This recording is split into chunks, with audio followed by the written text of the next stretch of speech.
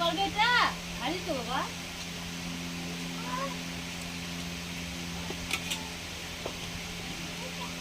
আটা আটা থাক, এইটাই থাক। হাতে টিপা লেগে যাবে। ওই যে লোহা দিয়ে। লোহা। কামড়ানি।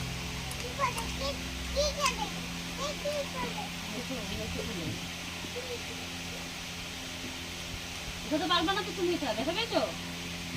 মিঠুনে ব্যথা পেয়েছো? হ্যাঁ চলো তো মিঠুনে কোনো নে না, ব্যথা লেগে যাবে।